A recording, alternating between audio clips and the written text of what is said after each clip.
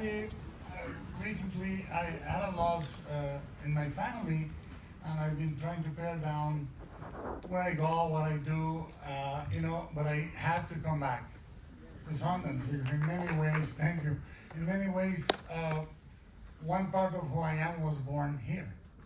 I think that we think, making Cronos, we'll talk about it after, was really, really difficult.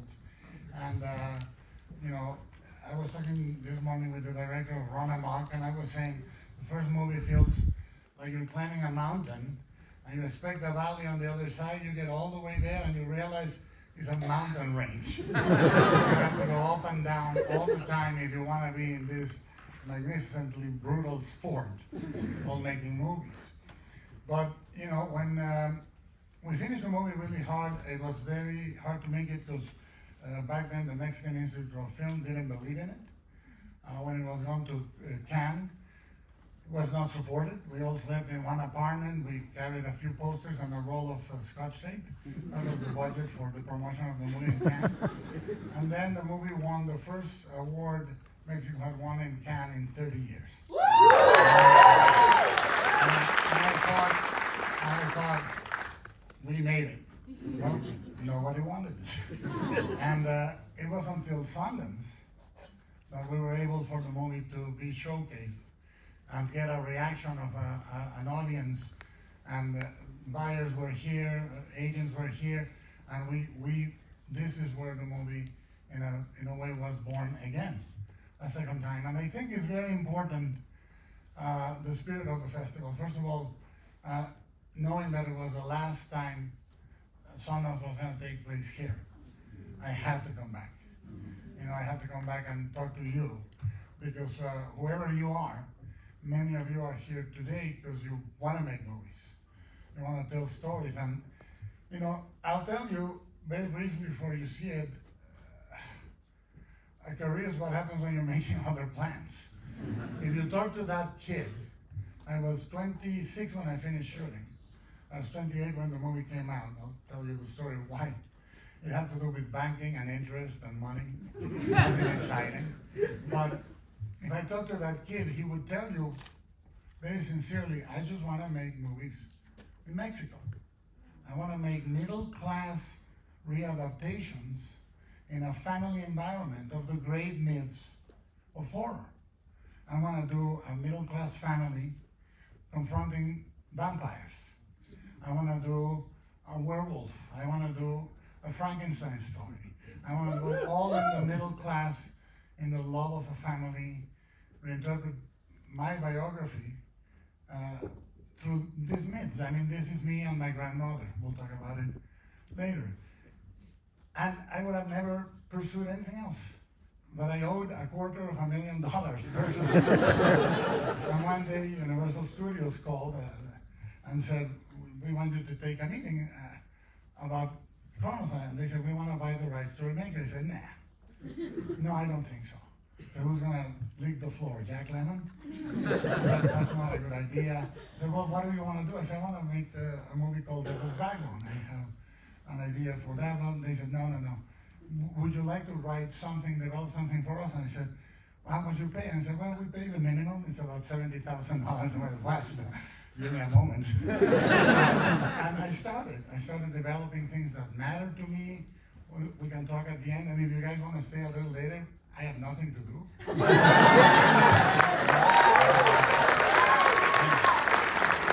room is not that far. There's a toilet and a bed. That's it. And then, little by little, what you know as my filmography happened. But it's my biography. You see it, I live it.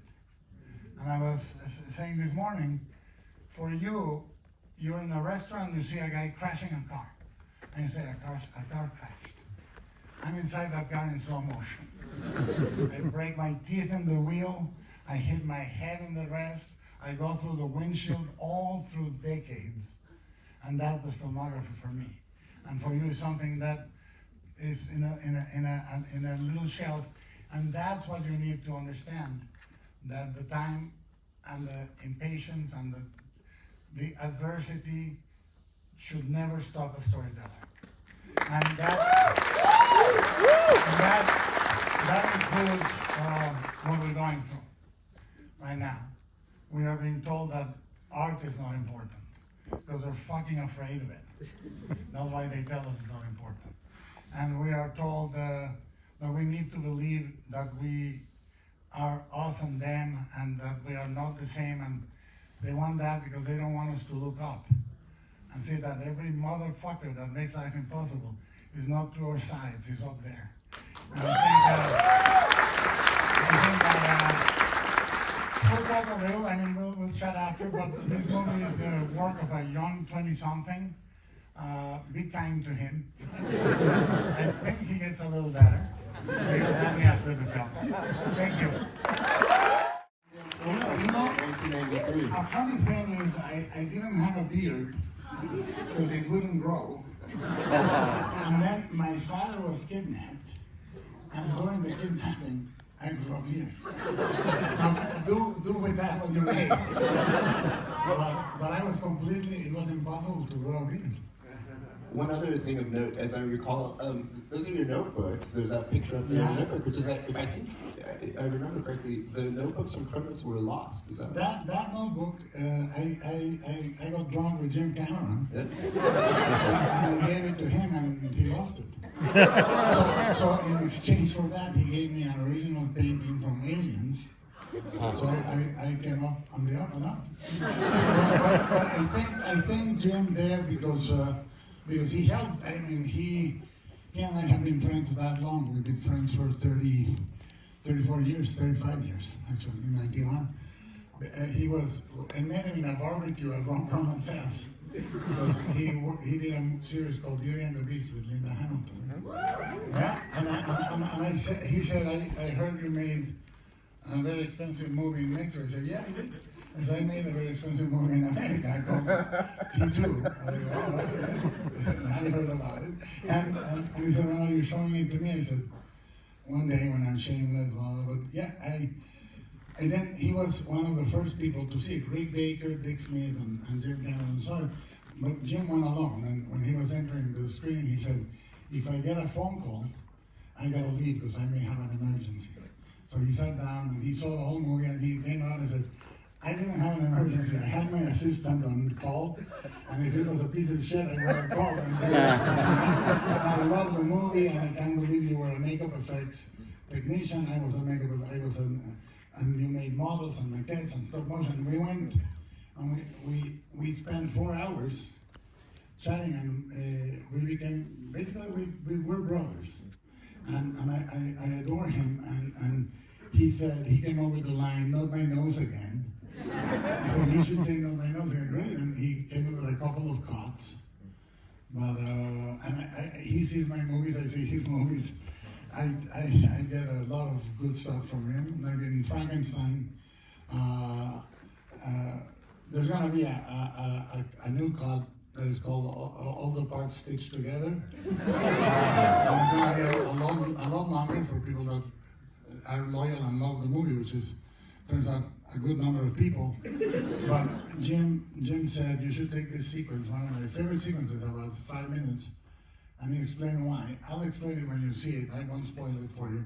But he was absolutely right. And the thing is, we're like that. Like in True Lies, I was like 30, and he said, we have to take 21 minutes out of the movie. And I don't know why, the fact I thought I could tell him what to take out. But we took out 21 minutes of the movie. Do you, one last question about kind of your memory of 1993. So much was happening in American independent cinema here, and that would have been what drew some people to Sundance, filmmakers, artists. Do you remember what your expectations were and what you felt was possible in relation to Sundance, in relation to Mexican cinema becoming international through festivals? Well, several things happened.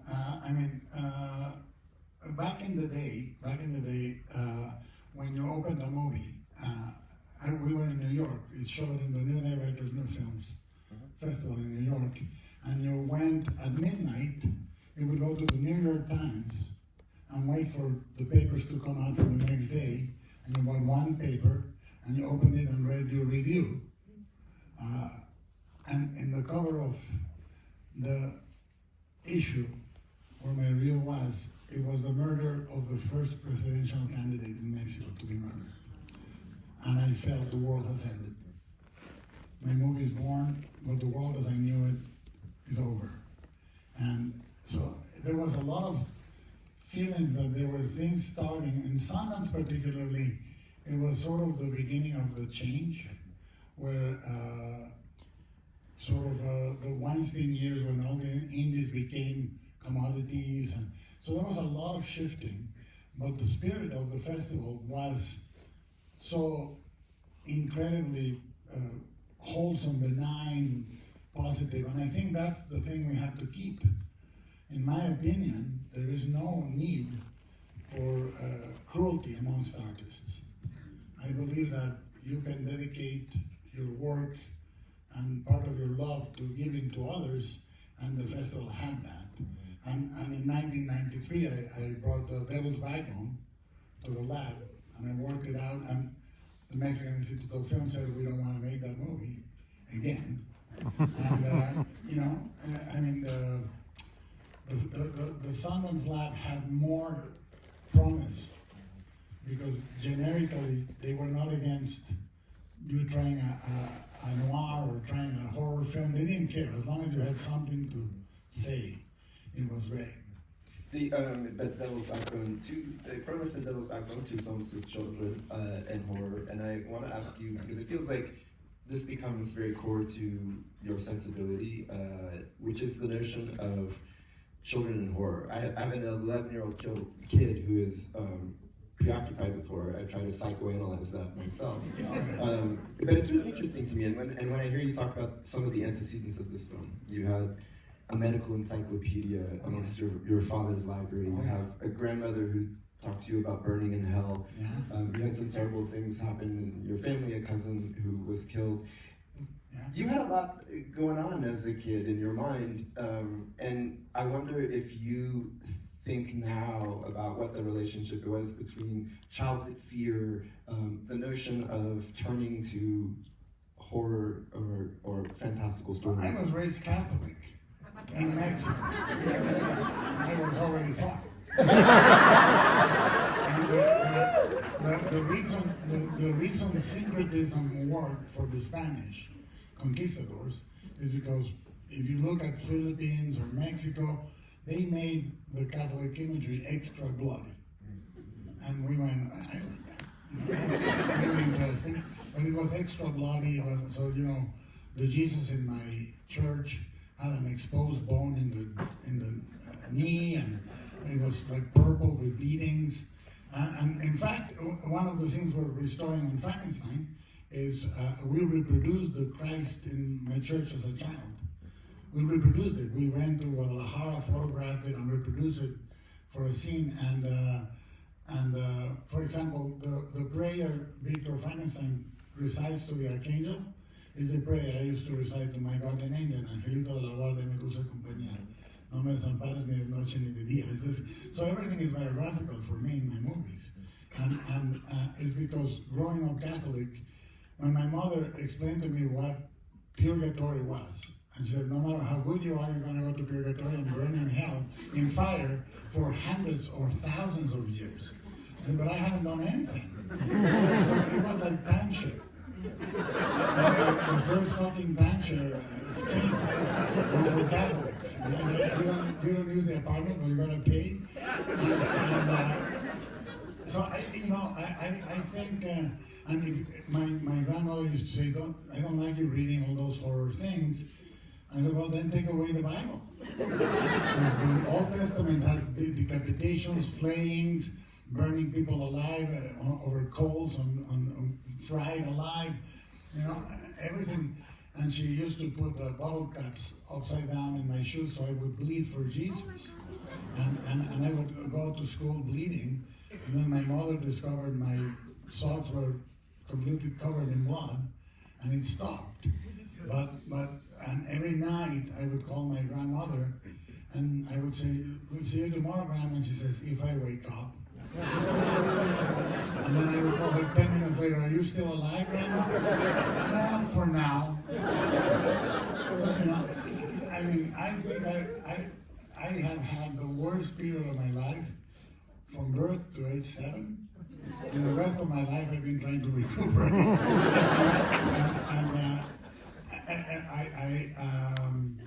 I saw my first dead body around age 4 or 5. Brutal accident. In Mexico, when you used to go buy comic books on Tuesday, the comic books came out on Tuesday. You know, got Batman, Archie, horror comics, whatever. And next to it, there was a newspaper dedicated exclusively to murder photos. It was called Alarm.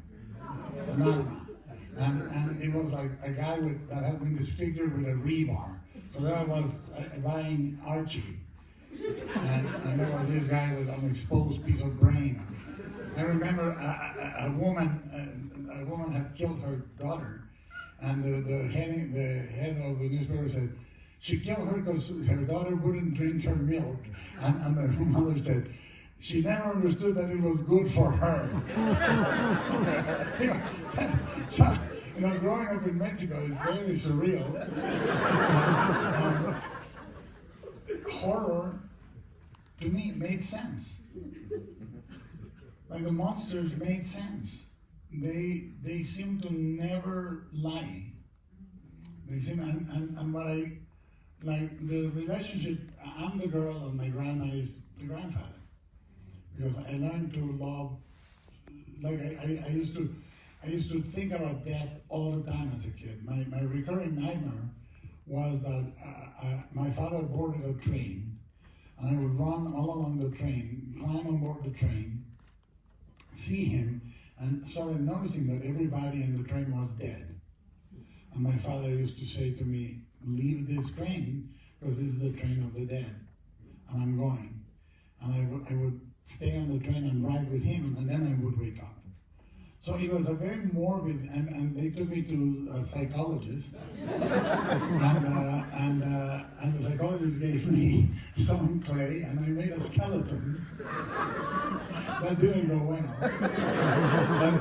But I found, you know, somebody explained to me something very beautiful. They said, look, the 3 levels in acupuncture, they say the 3 connections are earth, man, and heaven.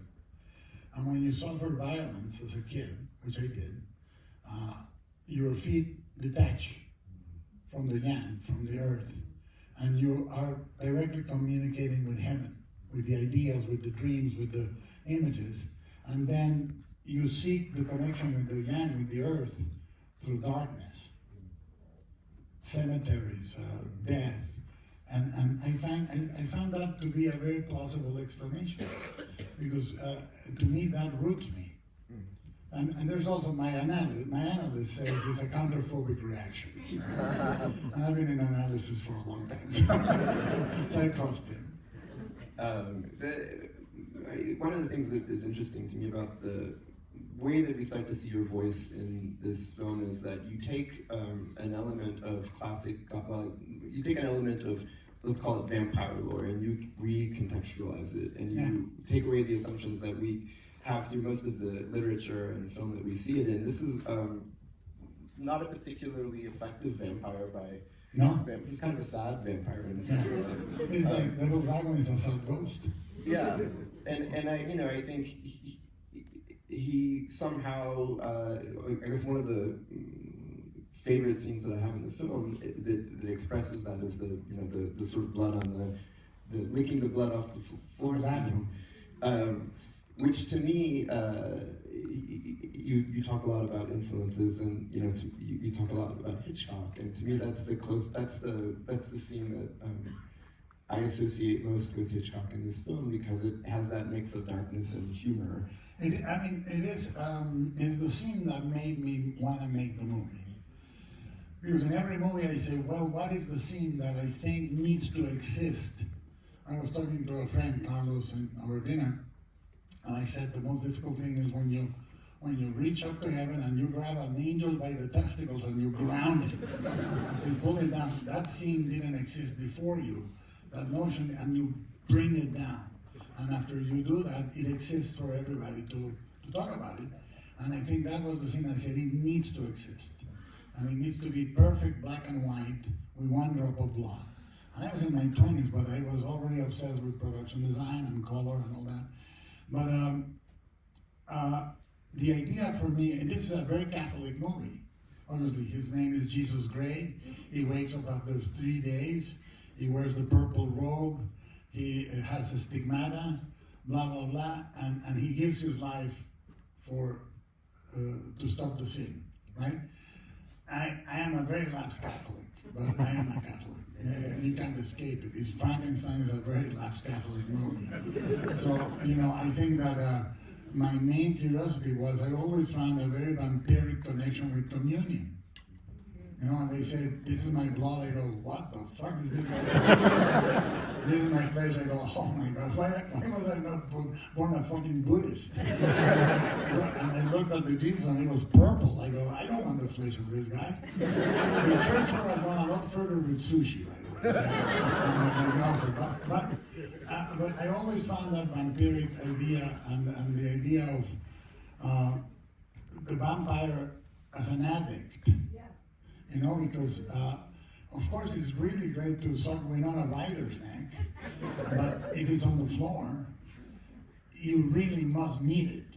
And that's a very Mexican thing. I mean, when people say, well, what's Mexican about your movies? I say, me. None of those solutions will be an Anglo solution. These are solutions from somebody that lived in the middle class Mexican barrio, and that understands that there is a side to the myth that can be a humbling side. Because I think when you humble mythology to a level you understand, that's parable. And parable allows you to connect with greater notions in a way that is emotional. So I think the fantastic has always worked like that for me, and the vampiric elements I wanted to do, when you think about political positioning, it's very simple. Every story is political. Fairy tales certainly are political. Horror is certainly political. If horror wants to destroy the monster, it's on the side of the fucking winners. If horror tells you to understand the monster, it's on the side of the outsiders. That's political. So you can absolutely have a red state, blue state fucking horror or red state, blue state fairy tales. And I always wanted to be on the side of the stories that you are not being told. And I wanted to tell the story from the point of view of how the love of a child forgives everything. Look, most of us are born with some kind of monstrous side of our family. I think the first place where people experience horror is family. And the first place where you experience love is family. And sometimes when you experience them both at the same time from the same parent, that's your world. And you need to dedicate the rest of your life to decipher that. I've done that. The idea of family in this, and I think my favorite scene or passage in the film is when he comes back after the phone call, and Aurora sees him, gives him a towel, is about to clear off the... This is Mary Magdalene. Yeah. And this is also the Shroud of Turin. This is the holy, it's somebody, one of the things I adored, the two filmmakers that most influenced me growing up were Hitchcock and Buñuel, which are very similar, but very different. Like Buñuel had life experience. He was a boxer, he was a ladies' guy, he went out and was a surrealist and a Dadaist. Hitchcock was all internal, but the way they view certain things was similar. And Buñuel used to say about charity, he dedicated 2 movies to charity, Nazarin and Viridiana. And the simplicity of a charitable loving act is what makes it powerful. The towel is that. Well, but it's also, she's a child, and to me it goes to something that I feel like is in all of your films, which is that she's not afraid of him. In fact, she's compassionate towards him, and there's a sense of maybe movies too often conflate childhood with innocence, and to me it's not innocence. There's a beautiful way in which she sees something that nobody else does, certainly not adulthood. Children somehow see intuitively what adulthood obscures. And you know, when you mentioned addiction, the way that the camera moves across him, the way that he puts his hand on his chest, there's something so compassionate in how she sees that, and we see it through the camera in the same way. Yeah, and what I love is the idea that for her, putting him in her toy box is the simplest way to save him from the light, and the way she draws the sun, and you know, it was very hard to write that character because she never speaks until the final scene. So you need to understand she understands. So drawing the sun and this and that, but finding that actress was very, very, very difficult because you want an actor, not a child actor.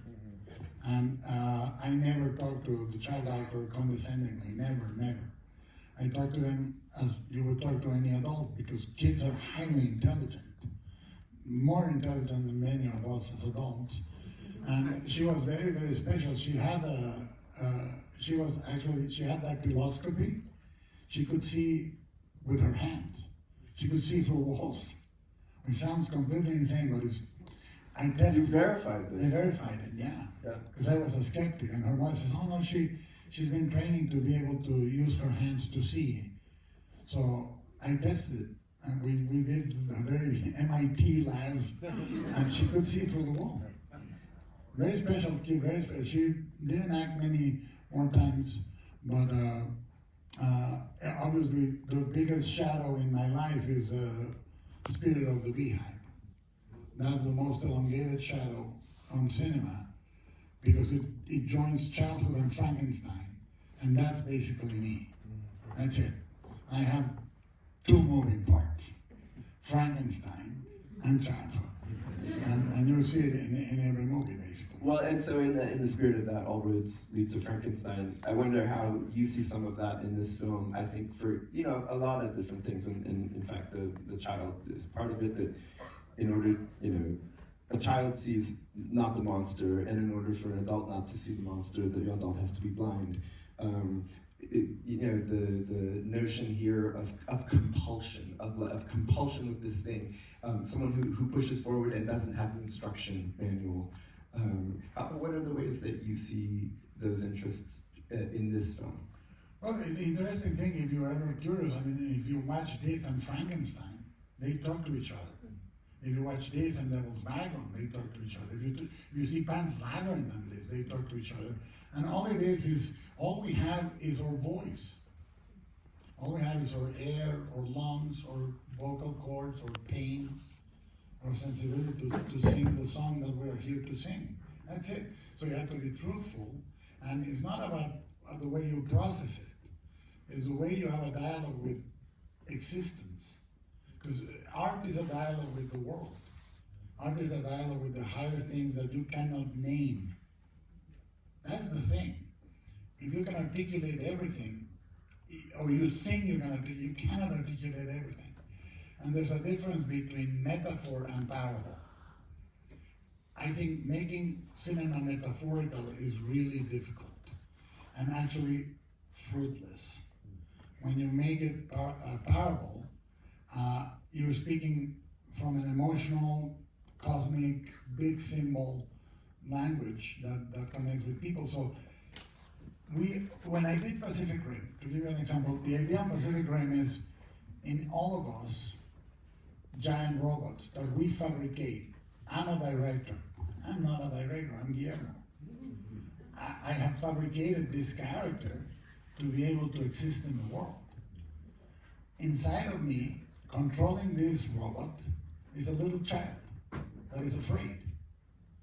Everybody in this room has that child, and it controls you. When you feel that you're gonna be abandoned, you cannot be abandoned, you're over 30. When you feel that you are neglected, you cannot be neglected. You walk, you talk, you are able to get a credit card, maybe, you know.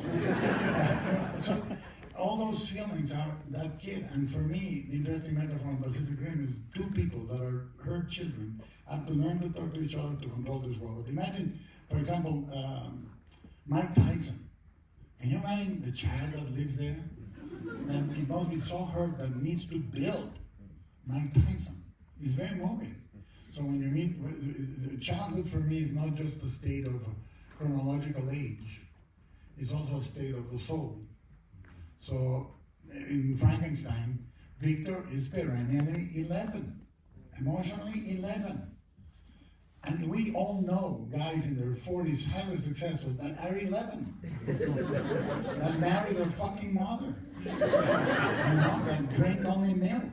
So, these things, to me, the dialogue is not frontal, it's oblique. Metaphor is frontal, parable is oblique.